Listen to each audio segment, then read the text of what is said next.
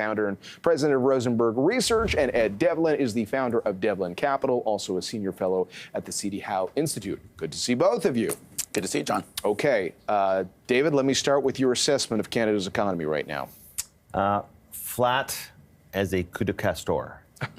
Okay. It's flat. It's a flat economy on its way towards recession. But I would actually say that it's a misnomer because you have a flat economy with over 2% population growth. So if you look at the situation on a real per capita basis, the economy is eroding. And we've got interest rates, Ed, that are elevated. No secret there. And everybody's trying to figure out what happens with interest rates at this point. If you're the Bank of Canada, and I alluded to this, when you still have inflation readings that are coming in above where they technically like to see them, what do you do? Yeah, so I think they, they continue to watch the data come in. They say they're data dependent. I think that the bar to re-engage would be a little bit high because I kind of agree with David's assessment of the economy being quite slow. But they need to see that. And I think the key thing to watch is the labor market in terms of, how much tightness is there. Again, as David said, we got a lot of immigration, so not people coming into the market. I think once you start to see wages rolling over, that's when you may have more confidence that the bank doesn't have to hike more. Rosenberg, what do you think on the jobs front? Well, I think that, the unemployment rate has already gone up 0.6 percentage point. So you're starting to see conditions loosen in the labor market. Wages are a lagging indicator, and they will follow suit with the slack that's emerging in the jobs market. But I think that the Bank of Canada, instead of us looking at the CPI, which is a totally flawed statistic, when most of the inflation is in 5% of the index called mortgage interest. Now, I don't see many people walking along the aisles of Canadian Tires and, beside the hammers and the wrenches saying, where's the mortgage interest on this aisle? I can't find it. So it's a really flawed statistic. It comes down to your first comment on real GDP. Real GDP is aggregate demand. Aggregate demand in Canada is flat. And I don't think aggregate supply is flat. So we're building up. What the Bank of Canada should be focused on is not the CPI.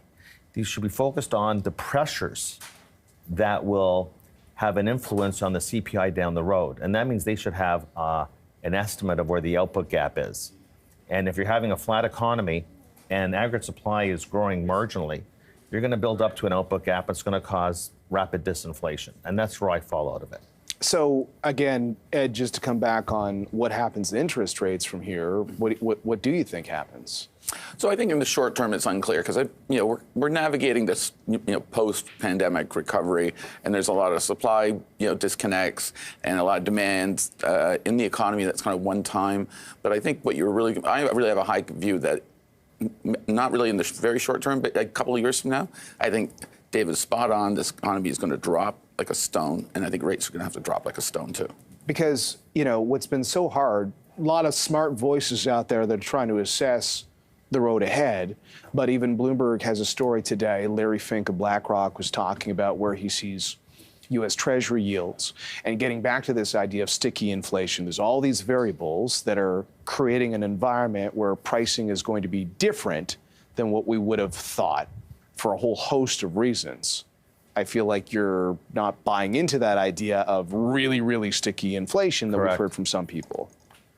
Look, we could debate all the greening of the world and what that's going to cost, and the partial deglobalization and the onshoring and the friendshoring, and there's all sorts of things happening long term that you could argue are at the margin inflationary. Then there's a lot of other things that are still happening, like the massive global indebtedness is a huge constraint on aggregate demand. The debt is actually deflationary. Aging demographics, deflationary. So people talk about sticky, sticky, sticky. Like, what are they really talking about? When you actually ask them the secondary question, can you define sticky? What parts are going to be sticky? You see, over 30%, for example, the US CPI is residential rents.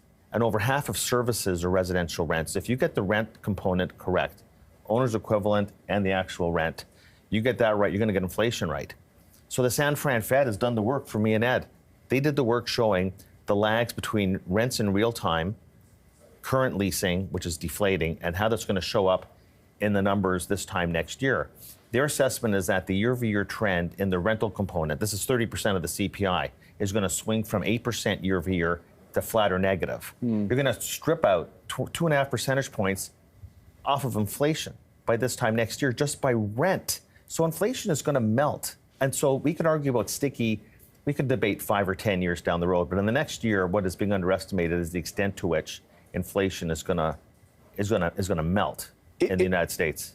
If that is the case, Ed, then what is the harm in saying, well, interest rates have played a role in fighting inflation, and now we're hearing from, looking at some data points or what some, central bank officials are, researching, or what David's talking about here, and why don't we say, well, okay, it's time to change course on interest rates. David talked about indebtedness.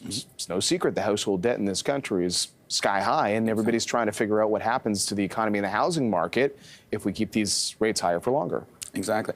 Another thing, just watch for, and coming soon, is popular demand for fiscal consolidation, and here's why. If you think back in the 90s with, when Canada's house was not in order, remember everyone was talking about, how much of your taxes is going to interest on the debt? And it became a thing.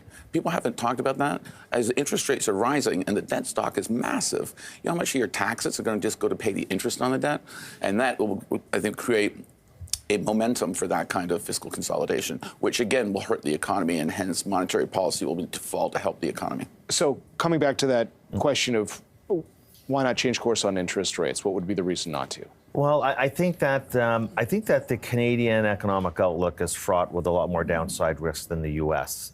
for a variety of reasons. Because we are more interest sensitive. The Canadian banks have been helping out, through basically de facto amortization extension. Yeah, right? we were talking about that this week. Yeah. So look, that you can play that game for so long, but it's having a big impact. So the rates are having a big impact on the housing market and on consumer spending. And then, of course, Canada is much more vulnerable to the global economy. You got Germany, looks like it's heading back into recession, and we have the structural slowdown in China. That has a big impact on the Canadian economy.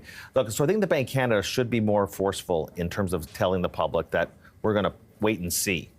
And I can't make the Fed out. I think the Fed was so shamed about 9% inflation last year that it's just complete hubris. But I'd say that, if I'm in Powell's shoes and I'm looking at, American airline pilot strike here, and then the Teamsters UPS strike here, then we got UAW.